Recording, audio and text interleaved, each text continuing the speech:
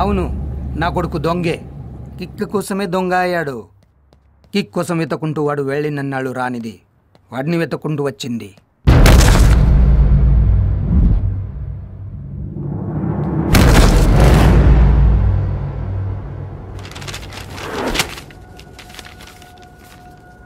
మా పేర్లు వెంకట్ స్వప్న. మాకు పాప. నాకు ప్రైవేట్ కంపెనీలో చిన్న జాబ్. నెలకు 10,000 జీతం. ఉదయాన్నే 8 గంటలకల్లా భారీ ఇచ్చిన టిఫిన్ బాక్స్ పట్టుకుని పాపను స్కూల్లో వదిలి పరిగెత్తుకుంటూ బస్ ఎక్కి ఆఫీస్కి వెళ్ళడం. సాయంత్రం రాగానే పాపతో కాసేపు ఆడుకోవడం. ఎప్పుడైనా ఫ్యామిలీతో సినిమాకి వెళ్ళడం. దాచుకున్న డబ్బు ఇద్దరం 10 సార్లు లెక్క పెట్టుకుని ధైర్యంగా ఫీల్ అవడం. ఇది మా లైఫ్. మాకెవరి మీద కంప్లైంట్స్ లేవు. మాకు పాప తప్ప వేరే ప్రపంచం తెలీదు. ప్రశాంతమైన జీవితం. పెద్దగా కోరికలు కూడా లేవు. మాకు దేవుడిచ్చిన దాంట్లో మేము చాలా హ్యాపీగా ఉన్నాం. కానీ పాపకున్న జబ్బు గురించి డాక్టర్ ఏం చెప్పారో మాకు అర్థం కాలేదు. మాకు అర్థమైంది ఒక్కటే, ఇది చాలా డబ్బుతో కూడుకున్న పని. పాపకి వెంటనే ట్రీట్మెంట్ స్టార్ట్ చేయకపోతే ఆ జబ్బు శరీరం మొత్తం పాకి చివరికి మా పాప చచ్చిపోతుంది. అప్పటి నుంచి జబ్బుతో పాప, డబ్బుతో మేము యుద్ధం చేస్తూనే ఉన్నాం. దాచుకున్న డబ్బు మొత్తం ఇనిషియల్ ట్రీట్మెంట్కి అయిపోయింది. పరిస్థితి చేయి దాటిపోయింది. డబ్బు అయిపోయింది. ఇప్పుడు కూడా మాకెవరి మీద కంప్లైంట్స్ లేవు. దాన్ని కాపాడుకోలేని మా అసమర్థత మీద తప్ప. తను చచ్చిపోతున్నానని తెలిసి నన్ను బ్రతికించండి అని మమ్మల్ని చూసిన రోజే చచ్చిపోయాం. ఇంకో 24 గంటల్లో ఆపరేషన్ చేయకపోతే అది ఓడిపోతుంది, చచ్చిపోతుంది.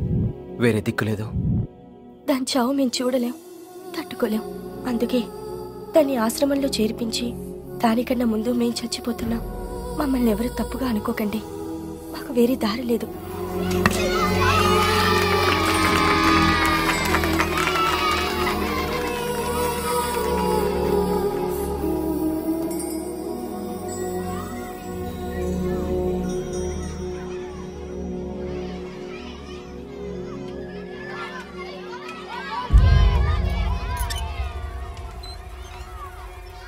ఏటో అస్తమని అడిగేస్తున్నావు? ఇది నీకేనా వాళ్ళందరికీ కూడానా? నాకే.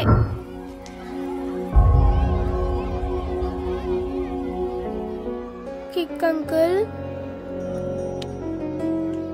ఓ తెలిసిపోయిందా? పర్లేదు అంకుల్. నాన్న డబ్బులు తేవడానికి వెళ్ళారు, తెస్తారు. ఆపరేషన్ అయిపోతుంది. ఏదైనా ఈజీగా వచ్చేస్తే కిక్ ఉండదని మీరే చెప్పారు కదా అంకుల్. అది నిజమే అంకుల్. చావు ఈజీగా వచ్చేస్తే కిక్ లేదు. భయంగా ఉంది అంకుల్. నీకేమవ్వదు. ఆ ఆంజనేయ స్వామి నిన్ను కాపాడుతాడు. టూనీకి నాతో ఆడుకోవాలనుంది అంకుల్.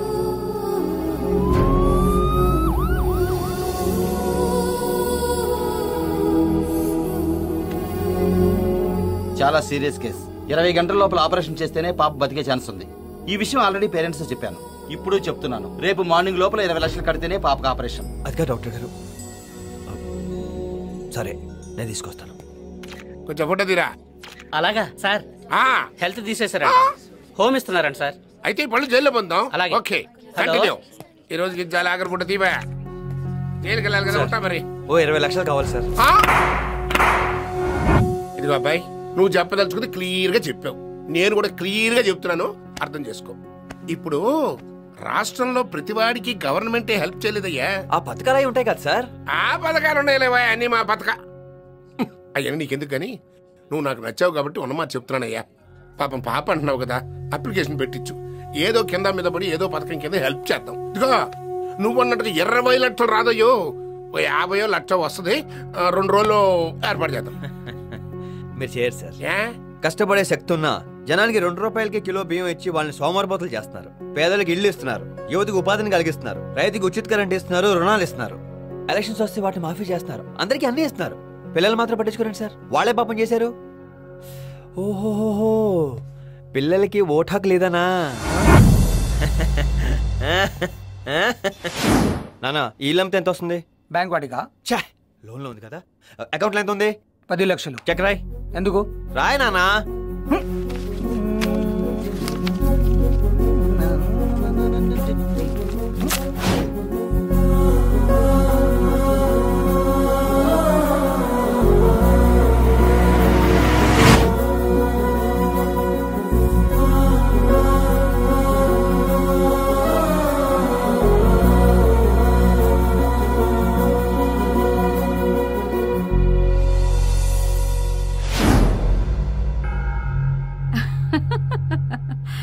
10 లక్షలు కావాలా? ఎలా ఇస్తాననుకున్నావురా నేను? వీడు నా కూతురు మెళ్ళ తాళి కట్టాడు కాబట్టి క్షమించి పిఏగా పెట్టుకున్నాను. నిన్ను నా కాళ్ళు పట్టుకునేలా చేస్తానని చెప్పిన దాన్ని క్షమించి ఎలా ఇస్తాననుకున్నావురా?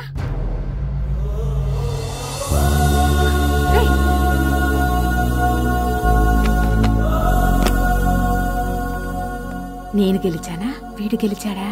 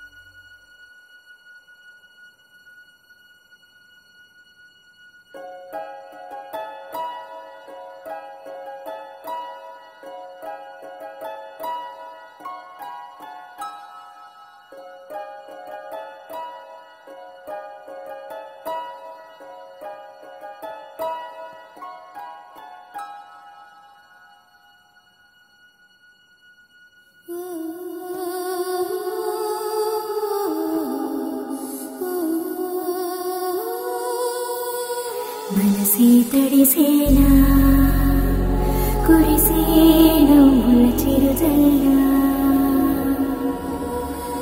సమయం మెరిసేనా విరిసే ఆశల హరివిల్లా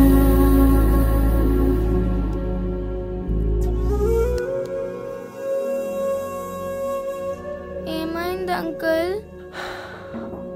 ఒకసారి నవ్వవా? మనసే తడిసేనా కురిసేనా చిరుజల్లా సమయం మెరిసేనా విరిసే ఆశల హరివిల్లా. Thanks uncle. ఇవాళ టోనీ డ్రీమ్ నిజమవుతుంది. వాడికి నాతో ఆడుకోవాలంటే చాలా ఇష్టం.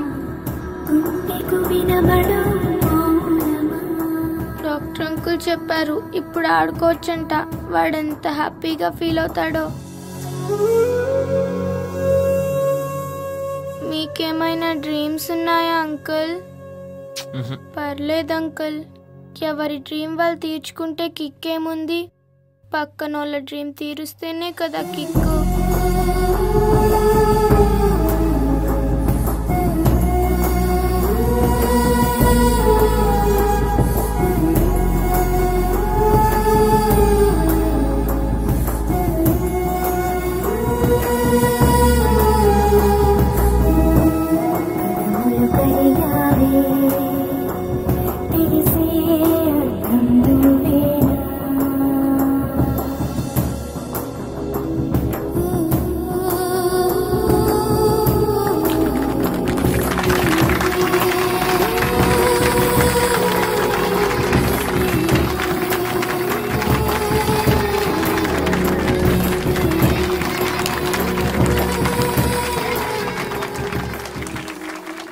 పిల్లల్లో దేవుడు ఉంటాడంటారు.